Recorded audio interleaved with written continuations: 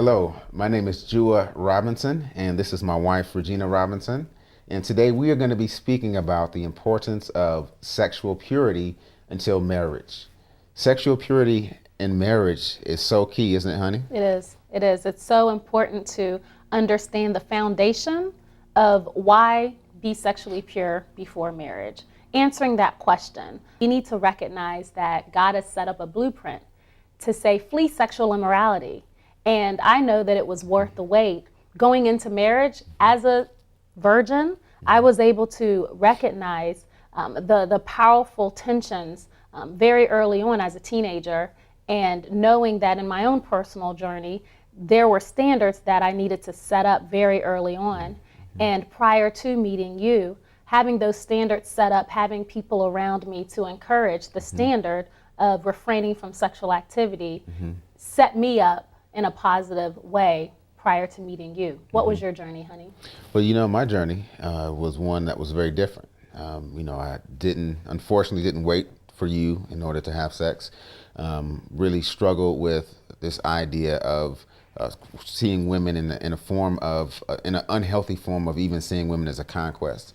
And so in so many ways, really realized that when Christ came in to really transform my heart, he gave me a whole new mindset of what it meant to look at women in a healthy way, and also to have an expectation that was centered around understanding that my future wife was someone to really be honored, that she was someone that I needed to really pray for, but then also to know that as a man that I had to keep myself ready to be the man of God that he really wanted me to be. And as we developed our relationship, we were really fortunate to have marital mentors to come alongside to say, I've been there, I've done that. It was huge, yeah. And it was so encouraging for us to have that power of marriage relationship that we could see modeled before us. I remember we even had a situation to where we had one of my mentors actually call the house and ask me a question about, how are you treating Regina? And I told him, and then he actually said, here, give Regina the phone because I want to encourage her as well. And I want to hear if the story is even accurate. It's not easy to refrain from sexual activity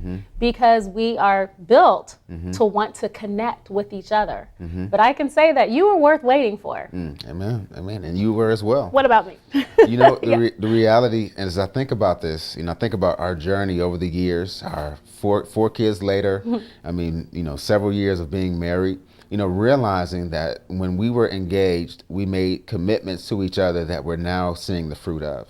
One day our children will get married. One day our children will be in a situation where they will be at the age of being married, of wanting to be married.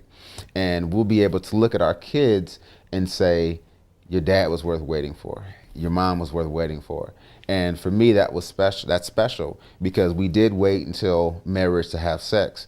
And to now see the fruit of it is such a tremendous blessing. I think that as we look at the entire culture and we engage the culture and we get to celebrate National Marriage Week, we can look at God's blueprint and how he set the stage and he set the blueprint for what marriage should look like. And so we celebrate National Marriage Week, we celebrate being married to one another, and we celebrate the gift of sexual intimacy within the marital relationship.